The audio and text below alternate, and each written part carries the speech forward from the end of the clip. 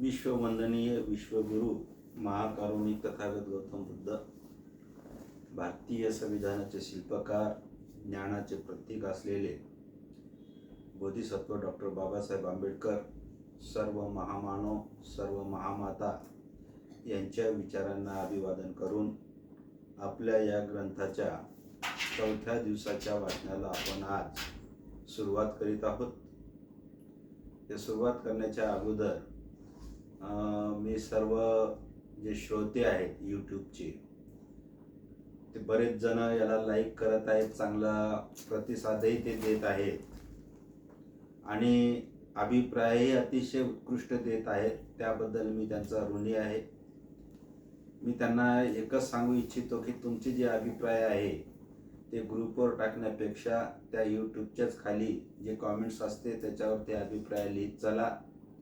शिवाय तुमचं जे काही तिथे बाजूला जे सबस्क्राईब असेल, लाईक असेल ते करत चला, एवढीच विनंती.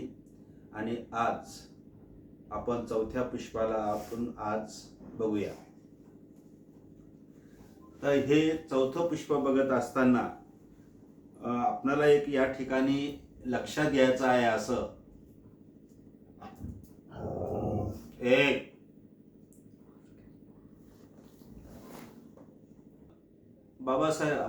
बाबासाहेबांनी लिहिलेलं जे ग्रंथ आहे आणि बाबासाहेबांनीच जे परिचयामध्ये दिलेलं आहे की या ग्रंथाचं वाचन करत असताना चमत्कार विरहित आणि सत्याला अनुसरून या ग्रंथाचं वाचन करायचं आहे, विश्लेषण करायचं आहे आणि त्या दृष्टीने आपला हा प्रयत्न चालू आहे. सिद्धार्थाचं बालपण बघितलं असेल, सिद्धार्थाचं शिक्षण बघितलं असेल, तर या ठिकाणी कुठेही आपल्याला चमत्कार दिसून येणार नाहीये. हे फार मोठं वैशिष्ट्य या ठिकाणी आढळून येणार आहे.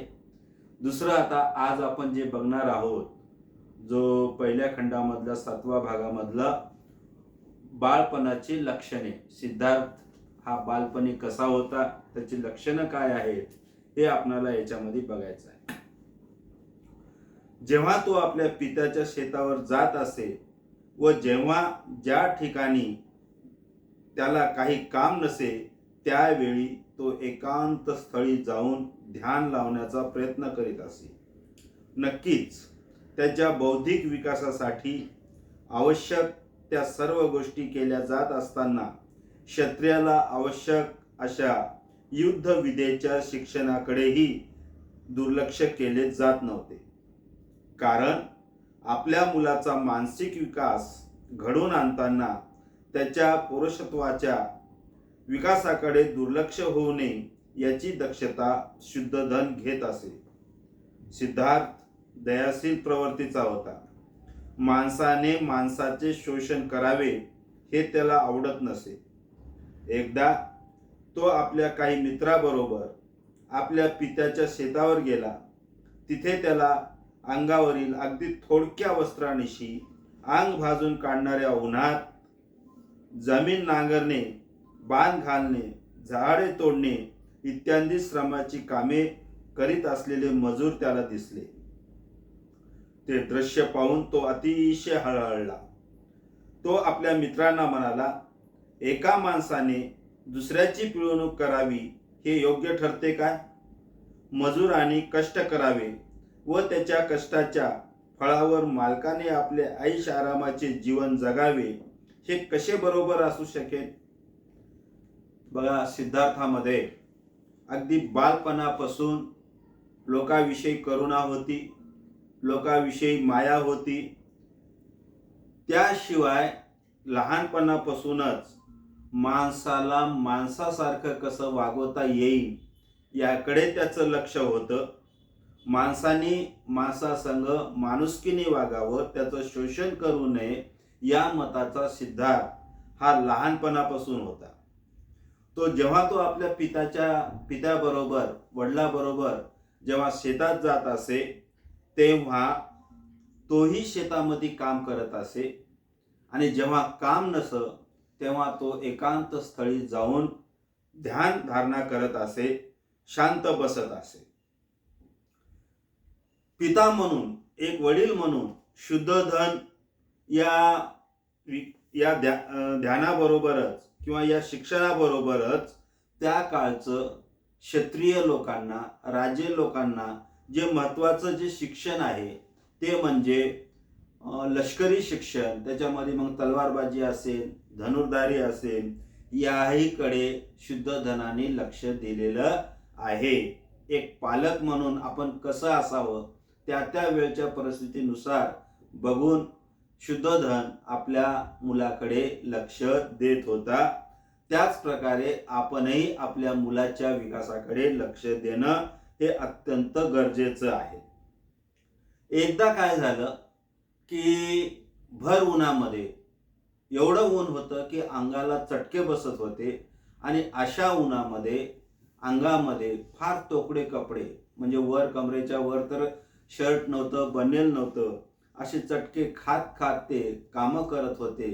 त्यावेळेस सिद्धार्थ एकदम हळहळला आणि आपल्या मित्रांना म्हणाला, हे कसलं काम आहे? अशा लोकांकडून त्यांचं शोषण करायचं आणि मालकाने आरामात जगायचं, हे त्याला बरोबर नाही. हे कितपत योग्य आहे असा प्रश्न तो आपल्या मित्रांना विचारतो. तेव्हा मित्रांना काय उत्तर द्यावे हे सुचत नाही. त्याच्या मित्रांना यावर काय उत्तर द्यावे हे कळेना, कारण ते जुन्या परंपरेच्या विचारांना मानणारे होते. त्यांच्या मते मजुराचा जन्म आपल्या धनाची चाकरी करण्यासाठीच झालेला असतो आणि आपल्या धनाची चाकरी करणे हाच त्याचा धर्म असतो. शाक्य लोक व प्रमंगल नावाचा एक उत्सव साजरा करत असे. धान्याच्या पेरणीच्या दिवशी साजरा करायचा हा ग्रामीण उत्सव होता. शाक्य लोकांच्या प्रथेनुसार या दिवशी प्रत्येक शाक्याला स्वतः हाताने जमिनीवर नांगर चालवावा लागत असे. आता मित्राला तर काही कळालं नाही, कारण त्यावेळची परिस्थिती होती की मालकाने मजुराकडून काम करून घ्यावं, त्याच्यामुळे त्यांना काही उत्तर देता आलं नाही. दुसरं की प्रमंगल नावाचा एक उत्सव त्यावेळेस त्यांच्या राज्यामध्ये साजरा करत असत. तो काय आहे की धान्य पेरणीच्या वेळेस हा उत्सव साजरा करायचा असतो आणि या लोकांच्या प्रथेनुसार जे शाक्य लोकांचे जे प्रमुख असतील किंवा ज्याची शेती असेल, जो शेतकरी असेल, त्यालाच हे काम करावं लागत असे. आजही बऱ्याच ठिकाणी वेगळं नाव असेल, प्रमंगल नसेल, जेव्हा शेतीमध्ये पीक आलेलं असेल, उदाहरणार्थ पंजाबमध्ये वैशाखी सण म्हणून किंवा बैशाखी सण म्हणून साजरा केला जातो. हे शेतकऱ्यांचे, किंवा गुढीपाडवा असेल, असे हे वेगवेगळे सण हे शेतकऱ्यांचे असतात.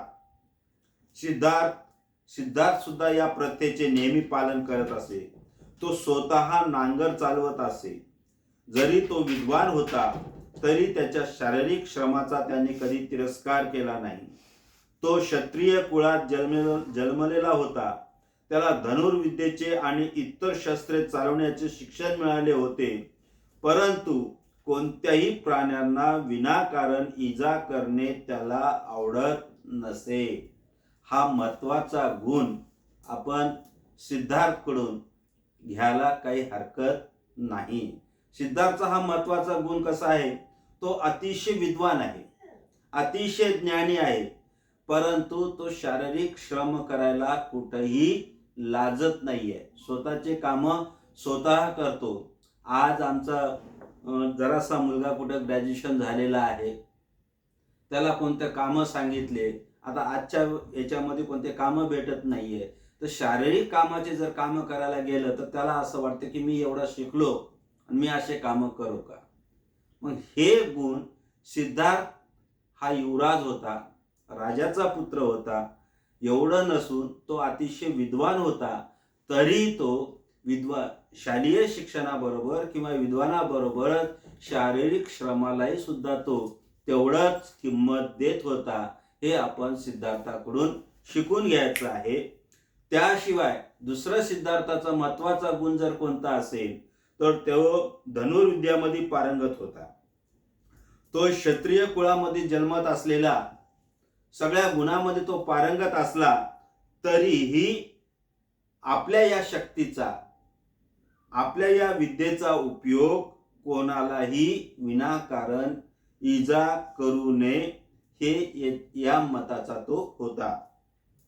शिकार करणाऱ्याच्या टोळीसोबत जाण्यास तो नकार देत असे. त्याचे मित्र त्याला म्हणत, तुला वाघ सिंहाची भीती वाटते का? तेव्हा तो उत्तर दे, मला माहीत आहे तुम्ही वाघाला मारण्यासाठी जात नसून तिथे हरिण आणि ससे यांच्यासारख्या निरुपद्रवी प्राण्याला मारण्यासाठी जात आहात. निदान तुझे मित्र किती बिनचूक निशाणेबाजी करतात हे पाहण्यासाठी तरी ये, त्याचे मित्र त्याला आग्रह करत. सिद्धार्थ अशा प्रकारच्या आमंत्रणालाही नकार देत आणि म्हणत, मला निरुपद्रवी प्राण्यांना मरताना पाहणे आवडत नाही.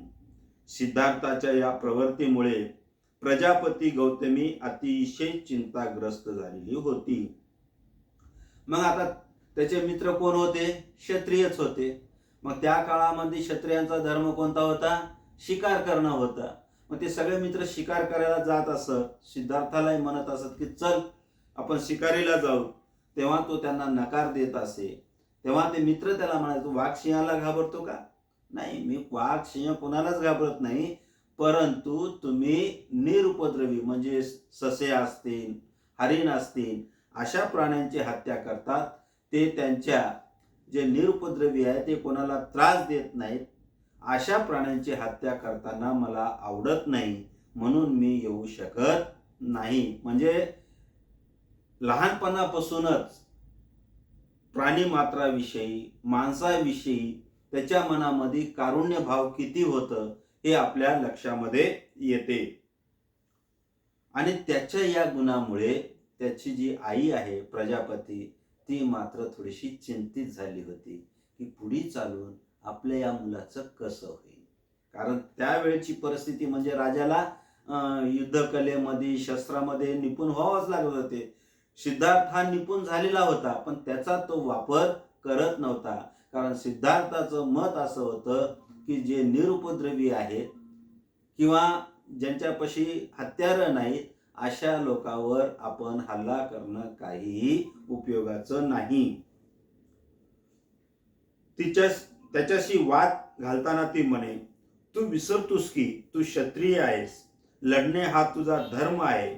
शिकारीच्या मार्गानेच युद्धविद्येत निपुणता प्राप्त होते. कारण शिकारीने अचूक नेमबाजीचे शिक्षण मिळते. शिकार करणे हे क्षत्रियांचे युद्धविद्येचे शिक्षण घेण्याचं एक क्षेत्र आहे. परंतु सिद्धार्थ नेहमी गौतमीला विचारत असे, पण आई, क्षत्रियांना लढावे तरी का लागते?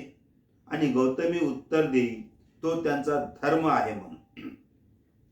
तिच्या उत्तराने सिद्धार्थाला समाधान होत नसे. तो गौतमीला विचारे, आई, मला हेच सांग की माणसाला मारणे हा माणसाचा धर्म कसा होऊ शकेल? गौतमी उत्तर देई, ही प्रवृत्ती एखाद्या संन्याशाला योग्य आहे, पण क्षत्रियांनी लढलेच पाहिजे. जर लढणार नाही तर राज्याचे संरक्षण कोण करेन? पण आई, जर सगळे क्षत्रिय एकमेकावर प्रेम करू लागले, हिंसा न करता आपल्या राज्याचे रक्षण करू शकणार नाहीत का? यावर गौतमी निरुत्तर होईल. आता कसं आहे, लहान बाळाचं एकतर आई संघ, वडिला संघ किंवा मित्रा संघ हे संवाद चालत राहतात, प्रश्न उत्तर चालत राहतात. मग आता आपल्या बाळाला चांगलं व्हावं म्हणून ही आई त्याला म्हणते की आधी तू क्षत्रिय आहेस. आणि क्षत्रियाचं काय आहे की बाबा तुम्ही जे काही विद्या प्राप्त केलेली आहे ते विद्या जोपर्यंत तुम्ही शिकार करणार नाही किंवा युद्धबाजी करणार नाही तोपर्यंत त्याचं काहीही उपयोग नाही. तेव्हा सिद्धार्थ म्हणायचं, का आई, क्षत्रियांना लढायचं हा का बरं? तेव्हा तिची आई म्हणते, तो धर्म आहे म्हणून. पुन्हा तो प्रश्न विचारायचा, असा कसा धर्म आहे? असा कसा धर्म आहे की जडण्याचा आहे? जर खरोखरच सगळ्या क्षत्रियांनी एकमेकाशी प्रेमानं वागलं, स्नेहानं वागलं तर ही युद्धाची पाळी येणार नाही. तर हे लहानपणापासून हे सिद्धार्थाचे विचार होते. जसं आताच मोदी त्या रशियामध्ये गेलेला आहे. युक्रेन आणि रशियाचं भांडण चालू आहे आणि त्यावेळेस मोदी म्हणतो की मी बुद्धाच्या देशातून आलेला आहे. बुद्धांनी अहिंसेला महत्त्व दिलेलं आहे. जर युद्ध केलं तर दोन्ही ठिकाणचं किंवा दोन्ही बाजूचं नुकसान होईल, म्हणून हे आपसामधलं युद्ध थांबावं. म्हणजे त्या लहानपणाचं उदाहरण आजही किंवा 2600 वर्षापूर्वीचं उदाहरण हे आजही किती महत्त्वाचं ठरते हे आपणाला याच्यावरून कळून येते. तो आपल्या मित्रांना आपल्या बरोबर बसून समाधी लावण्यात प्रेरित करण्याचा प्रयत्न करे. त्यासाठी तो योग्य असे आसन घालून बसण्याचे त्यांना शिकवी. तो त्यांना एखाद्या विषयावर चित्त एकाग्र करण्यास शिकवी. मी सुखी राहावे, माझे पाहुणे सुखी राहावे, सर्व प्राणी मात्र सुखी राहावेत, अशा प्रकारच्या विचाराच्या ध्यानाकरता निवड करण्याविषयी तो त्यांना उपदेश करे. परंतु त्याचे मित्र त्या गोष्टीला महत्त्व देत नसत. ते त्याची हसून थट्टा करत, ते डोळे बंद करत, पण चिंतनाच्या विषयावर मन एकाग्र करू शकत नसत. उलट त्यांच्या दृष्टीपुढे शिकार करायची हरणे किंवा आवडणारे खाण्याचे गोड पदार्थ येत असत. आपल्या मित्रांना तो ध्यान शिकवत असत. एकमेकावर प्रेम कसं करायचं आहे असं शिकवण्याचा प्रयत्न सिद्धार्थ करत असत. पण मित्र मात्र रमत नसत. मित्रांनी डोळे बंद केलं की मित्रांच्या समोर एकच येईल की आपण शिकारीला चाललो आहोत, त्या शिकारीमध्ये आपण हरणाला सशाला मारलेला आहोत, त्याचं मांस खात आहोत किंवा गोड पदार्थ खात आहोत, असं त्यांच्या मित्राच्या नजरेसमोर यायचं. त्याच्या पित्याला व मातेला त्याचा हा ध्यान धारण्याचा ध्यास आवडत नसे. तो ध्यास क्षत्रियांच्या जीवनाच्या सर्वथा विरोध आहे असे त्यांना वाटे. योग्य विषयावर चित्त एकाग्र केल्याने अखिल जगातील मनुष्य मात्रावरील प्रेम भावना वृद्धिगत होती, यावर सिद्धांताचा विश्वास होता. तो म्हणे, आपण जेव्हा जेव्हा प्राणी मात्राचा विचार करतो तेव्हा त्यांच्यातील भेदाभेद व असमानता यापासून आपण सुरुवात करतो. आपण मित्रांना शत्रूपासून वेगळे करतो. आपण आपल्या पाळीव प्राण्यांना मनुष्य प्राण्यापासून भिन्न समजतो. आपले मित्र व पाळीव प्राणी यांच्यावर प्रेम करतो. शत्रू व हिंस्त्र पशूची घृणा करतो. ही भेदरेषा आपण ओलांडली पाहिजे आणि आपण जेव्हा आपल्या चिंतनात व्यवहारी जीवनात मर्यादा पलीकडे जाऊ तेव्हाच हे करू शकू.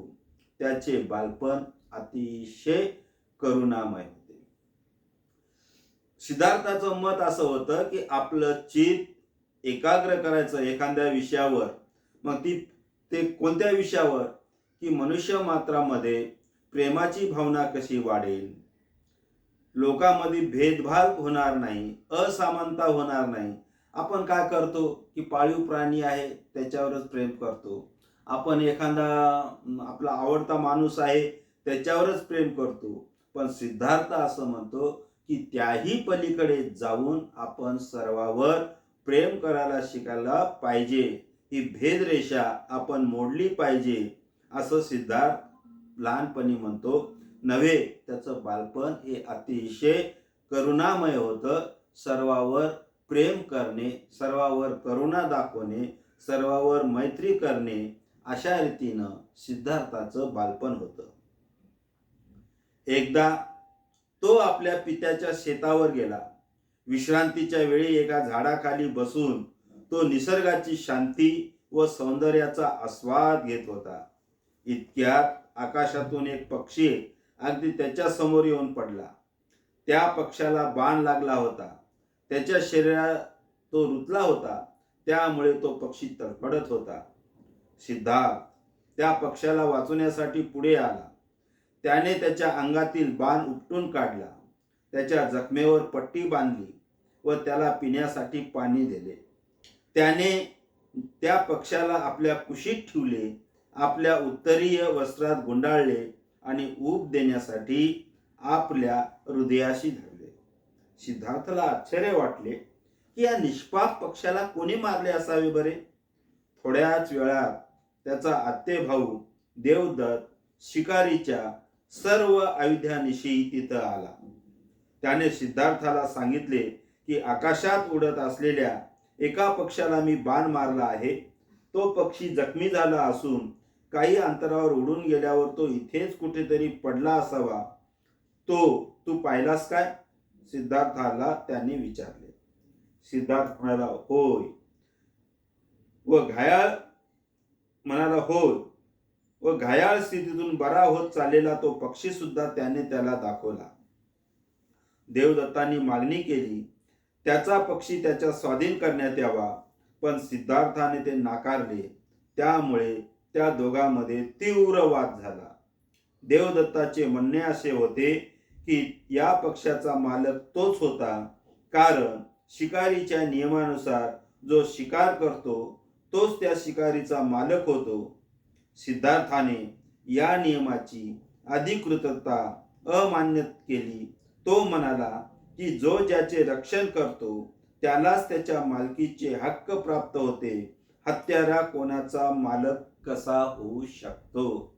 ही शिकवण आजही सर्व जगामध्ये अतिशय महत्त्वपूर्ण मानल्या गेलेली आहे.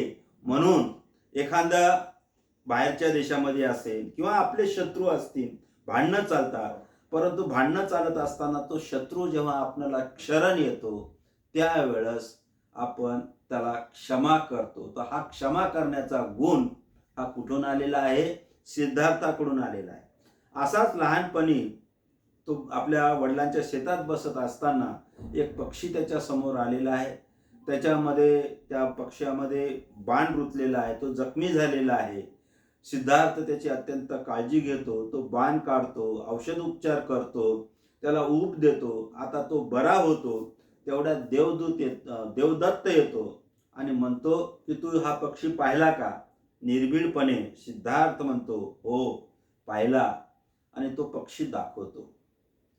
तेव्हा देवदत्त असं म्हणतो की हा पक्षी माझा आहे, आणि त्या काळाच्या रीतीप्रमाणे जो शिकार करतो त्याचा तो पक्षी होय.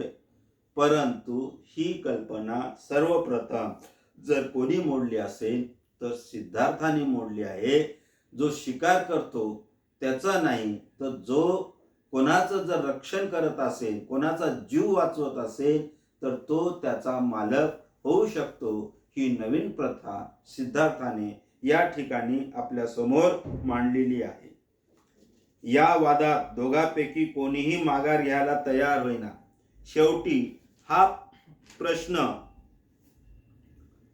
न्यायालयात नेण्यात आला. न्यायालयाने सिद्धार्थ गौतमाकडून निर्णय दिला. त्यामुळे देवदत्त सिद्धार्थाचा कायमचा शत्रू बनला.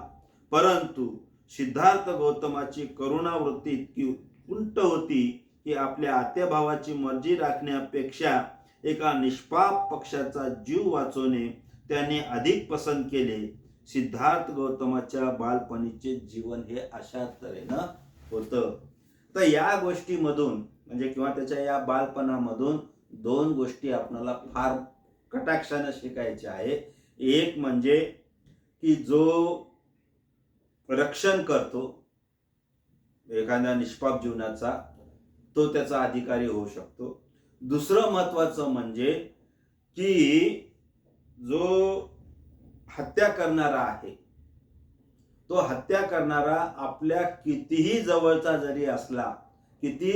जरी नातेवाईक असला तरी त्याचा जीव वाचवण्यासाठी आपण त्याचं शत्रुत्व पत्करलं तरी चालेल, परंतु त्या निष्पाप माणसाचा, निष्पाप प्राण्यांचा आपण जीव वाचवला पाहिजे. अशा तऱ्हेनं या बालपणामधून या सिद्धार्थच्या याच्यातून आपल्याला काही गुण लक्षात येतात.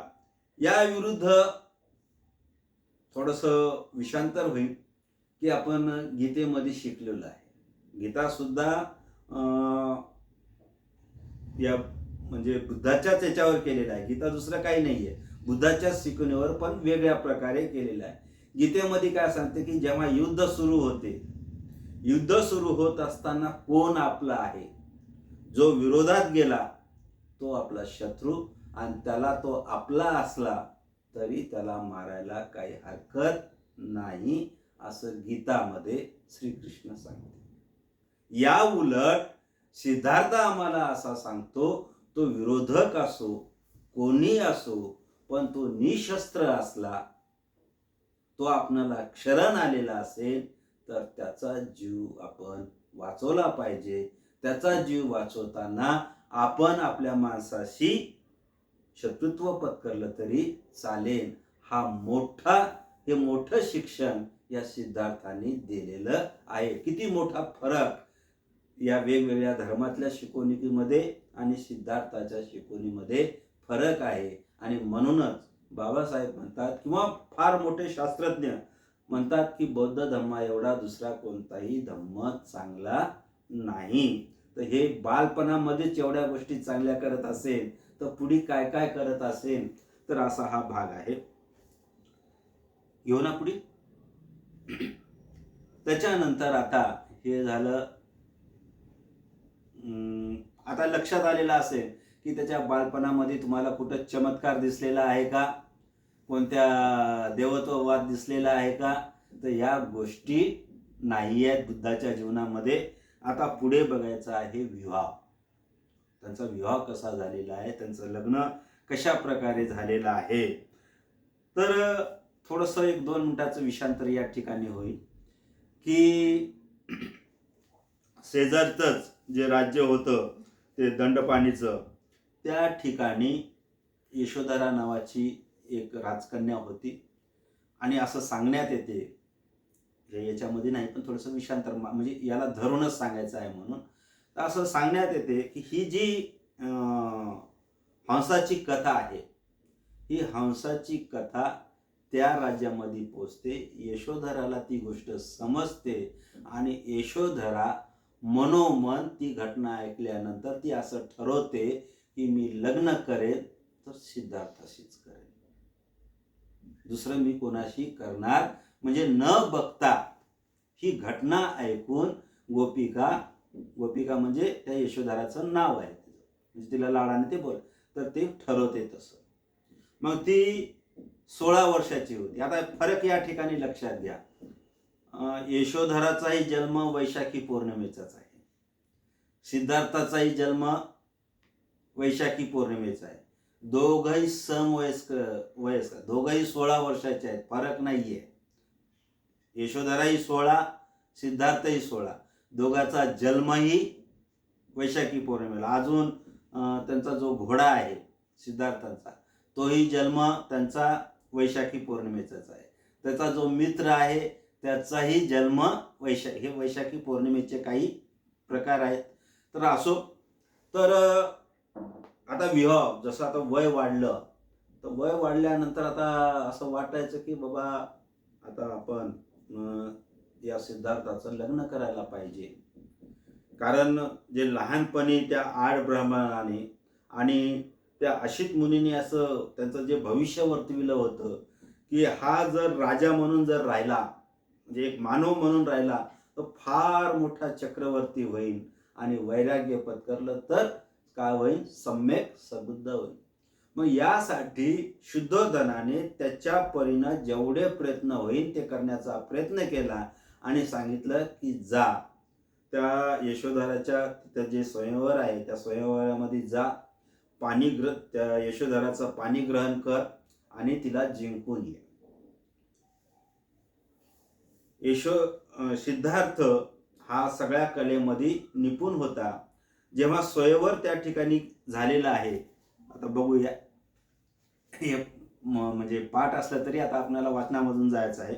दंडपाणी नावाचा एक शाक्य होता, त्याला यशोधरा नावाची एक मुलगी होती व ती आपल्या सौंदर्याविषयी आणि चारित्र्याविषयी प्रसिद्ध होती. यशोधराने 16व्या वर्षात पदार्पण केले होते व दंडपाणी तिच्या लग्नाच्या चिंतेत होता. त्यावेळेच्या प्रथेप्रमाणे दंडपाणीने आपल्या मुलीच्या स्वयंवरात भाग घेण्याकरता शेजारच्या सर्व देशातील युवकांना निमंत्रण धाडली. सिद्धार्थ गौतमालाही एक निमंत्रण पाठवण्यात आले होते. सिद्धार्थ गौतमाला 16 वर्ष पूर्ण झाली होती. त्याच्या मात्या पित्याला देखील त्याच्या विवाहाची अशीच काळजी लागली होती. त्यांनी त्याला त्या स्वयंवरात जाण्यास आणि यशोधराचे पाणी ग्रहण करण्यास सांगितले. त्यांनी आपल्या मात्या पित्याच्या इच्छेला मान दिले. जमलेल्या सर्व युवकांमधून यशोधरेने सिद्धार्थ गौतमालाच वरले. तर जसं यशोधराचे आई वडील यशोधराच्या लग्नासाठी चिंतित होते, तसेच सिद्धार्थाचे आई वडील सुद्धा सिद्धार्थासाठी, ते म्हणजे आता आपली मुलगी मोठी झालेली आहे आणि त्यावेळेस यशोधरा त्या काळच्या पंचकृषीमध्ये सर्वात सुंदर आणि चारित्र्यवान मुलगी म्हणून प्रसिद्ध होती. तर त्या काळामध्ये सिद्धार्थ हा युद्धकलेमध्ये निपुण होता, परंतु त्याच्यामध्ये जन्मापासून म्हणजे लहानपणापासून वैरागीवरती असल्यामुळे त्याचे आई वडील चिंतित होते. जेव्हा तो स्वयंवरात गेला तेव्हा यशोधराने कोणाकडे न बघता ती वरमाला सिद्धार्थच्याच गळ्यामध्ये टाकली. तेव्हा इतर राजे लोक चिडले, रागावले. मग हे एवढंच करायचं होतं तर हे स्वयंवर ठेवायचं नाटक का केलं? मग अनेक कला म्हणजे त्या ठिकाणी घेण्यात आल्या. त्या सर्व याच्यामध्ये सिद्धार्थ पास झाला आणि अशा रीतीनं ते समारंभ पार पडलेला. सिद्धार्थाखेरीज कोणालाही वरणार नाही असा निश्चय केलेल्या यशोधराने आपल्या पित्याला विचारले की साधू संतांच्या संगतीत राहणे हा काय अपराध आहे? यशोधराला तसेच मुळीच वाटत नाही. सिद्धार्थ गौतमाखेरीज इतर कोणाशी लग्न करणार नाही अशा आपल्या मुलीशी केलेला निश्चय ओळखून यशोधराच्या मातेने या विवाहात संमती देण्यास दंडपाणीने सांगितले. दंडपाणीने तशी संमती दिली.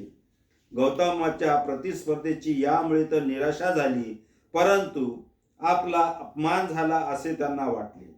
त्यांना असे वाटले की त्यांच्या बाबतीत सारखा न्याय मिळण्याच्या दृष्टीने यशोधरेने निवड करताना काही परीक्षा घ्यायला हवी होती.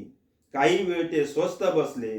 त्यांना वाटले की दंडपाणी यशोधरेला सिद्धार्थ गौतमीची निवड करून देणारच नाही आणि त्यामुळे त्यांचा हेतू साध्य होईल. परंतु दंडपाणी जेव्हा या अयशस्वी झालेला दिसला तेव्हा त्यांनी धीर करून अशी मागणी केली की धनुर्विद्येचे कौशल्य दाखवण्याची परीक्षा घेतली जावी. दंडपाणीला त्याच्या मागणीस कबूल व्हावे लागले. आधी मग यशोधराच्या आई वडिलांनी समजावून सांगितलं, अरे तो संन्यस्तवृत्तीचा आहे, कशाला? तर ती म्हणली एखादा साधू आहे, चांगला स्वभाव आहे, वैरागीवरती असेल तर त्याच्याशी लग्न करणं पाप आहे का? मग ती यशोधराची आई म्हणली नाही, आता मुलगी काही ऐकणार नाही. मग ती आपल्या नवऱ्याला समजावून सांगते. ते म्हणते ठीक आहे. पण इतर जे लोक आलेले होतात ते म्हणतात की आमचा हा अपमान झालेला आहे, एक कोणती तरी परीक्षा घ्यायला पाहिजे आणि त्या परीक्षेत पास झाल्याशिवाय ते लग्न होणार नाही. मग शेवटी धनुर्विद्याची परीक्षा घ्यायची ठरवतात. सुरुवातीला सिद्धार्थ या गोष्टीस तयार नव्हता, परंतु त्यांनी तसे नकार दिल्यास त्याचा पिता, त्याचे कुळ व सर्वात अधिक म्हणजे यशोधरा यांना लाजेने खाली मान घालण्याचा प्रसंग येईल व त्याचा सारथी छन्न यांनी त्याच्या निर्देशनास आणून दिली. ही जेव्हा परीक्षा घ्यायचं ठरवलं तेव्हा सुरुवातीला सिद्धार्थ नाराज झाला, तो देणार नाही असं ठरलं. तेव्हा छन्न असं जो त्याचा मित्र आहे तो त्याला म्हणतो की तुझा असं तू जर नकार दिलास, तू याच्यामध्ये उतरला नाहीस तर तुझ्या कुळाचा, तुझ्या आई वडिलांचा अपमान होईल, त्यांची मान खाली जाईल आणि सर्वात महत्त्वाचं म्हणजे यशोधरेनं कोणालाही न बघता तुझ्या गळ्यात जी माळ टाकलेली आहे तिची मान किती खाली जाईल हे ते निदर्शनास आणून दिलं. आणि या सर्व गोष्टीचा सिद्धार्थावर परिणाम झाला आणि त्याने त्या स्पर्धेत भाग घेण्याचं ठरवलं. स्पर्धा सुरू झाली. प्रत्येक स्पर्धकाने आपली पाळी येताच आपले कौशल्य दाखवले. गौतमाची पाळी सर्वात शेवटी आली, परंतु त्यांनी बिनचूक निशाणेबाजी सर्वश्रेष्ठ ठरली. लग्नानंतर विवाह समारंभ झाला. शुद्ध धन व दंडपाणी या दोघांनाही आनंद झाला. त्याचप्रमाणे यशोधरेला व महाप्रजापतीलाही आनंद झाला. विवाह होऊन अनेक वर्षे लोटल्यावर यशोधरेला पुत्र झाला. त्याचं नाव राहुल ठेवण्यात आलेलं आहे. तर अशा तऱ्हेनं हा स्वयंवर पार पडलेला आहे. सिद्धार्थाने ते स्वयंवरामध्ये जिंकलेलं आहे. सर्व कौशल्य त्या ठिकाणी दाखवलेलं आहे. आणि अशा रीतीनं यशोधरांचं आणि सिद्धार्थाचं लग्न झालेलं आहे. पुढे अनेक वर्षानंतर यशोधरेला एक पुत्र झाला आणि त्याचं नाव राहुल ठेवण्यात आलेलं आहे. तर इथे थांबूया. तर एक याच्यात घे किंवा काय तर इथे एक भाग असा आहे की भाग आपल्याला महत्त्वाचा आहे, याच्यामध्ये नाही आहे, परंतु यशोधराविषयी अनेक कथा, वेगवेगळ्या कथा आहेत. तर यशोधरा किती त्यागी होती ते पुढे आपल्याला समजणारच आहे. पण हे भाग सांगत असताना याच्यामध्ये नाही, पण यशोधरा किती श्रेष्ठ एक स्त्री होती. तर जेव्हा हे जे विवाह चालू असताना, जेव्हा आता जिंकून घेतलेला आहे आणि माळ टाकणार सिद्धार्थाच्या गळ्यात, तेव्हा सिद्धार्थ असा म्हणतो, आता याला बरेच जण रेफरन्स मागतात, आता हे वेगवेगळ्या याच्यामधून आहे, कथा आहे ते. तर त्यावेळेस सिद्धार्थ यशोधराला असं म्हणतो, थांब, माझ्या गळ्यामध्ये ती माळ टाकण्याच्या अगोदर तू विचार कर. मला काही वर्ष चिंतनात घालवायचे आहेत, काही शोध घ्यायचा आहे. आणि वयाच्या आज जरी आपलं लग्न जरी झालं तर वयाच्या 25 वर्षापर्यंत आपण वैवाहिक जीवनात जरी असलो तरी आपण एकत्रित येऊ शकणार नाही. ही जर अट तुला मान्य असेल तरच तू माळ माझ्या गळ्यामध्ये टाकू शकतो. 16 ते 25 म्हणजे 9 वर्ष वैवाहिक जीवन आहे. पण या वैवाहिक जीवनामध्ये सुद्धा एक वैराग्य जीवन जगायचं आहे, अशी ही जगावेगळी आट सिद्धार्थ यशोधरासमोर टाकतो. यशोधरा सुद्धा कोणत्याही गोष्टीचा विचार न करता ती आट मान्य करते आणि त्याच्या गळ्यामध्ये माळ टाकते. तर हा भाग पुढे फार महत्त्वाचा आहे. यशोधराचं जीवन, त्याच्यावरच एक नाटक आहे, तो लिहिण्याचा एक प्रयत्न चालेल. जवळजवळ 70-75% भाग पूर्ण झालेला आहे त्याचा माझ्याकडून यशोधरावर. म्हणजे मला स्वतः आवडणाऱ्या ज्या काही आपल्या बौद्ध समाजामधल्या किंवा बहुजन समाज जी स्त्रिया आहेत त्याच्यापैकी यशोधरा, मग आहेत सावित्रीमाई आणि त्याच्यानंतर आहेत रमामाई आणि मोठ्या आनंदाने म्हणावं लागेल सवितामाईसुद्धा, शारदा कबीरसुद्धा हे आदर्श आहेत. जर शारदा किंवा सवितामाईने बाबासाहेबाच्या शेवटच्या जीवनामध्ये बाबासाहेबाची सेवा जर केली नसती तर कदाचित आम्हाला हे संविधान मिळालं नसतं किंवा हा ग्रंथसुद्धा मिळाला नसता. तर अशा काही ह्या महिला आहेत की ज्यांच्यामुळे आपलं जीवन सुखी झालेलं आहे, त्यांच्या त्यागामुळं जीवन सुखी झालेलं आहे. तर या स्त्रियांचा, या महापुरुषांचा आदर्श आपणाला घेऊन ते संस्कार आपल्या पुढील येणाऱ्या पिढीमध्ये कसे रुजवायचं आहे हेही याचा आपल्याला प्रयत्न करायचा आहे. आणि आपली पुढील पिढी ही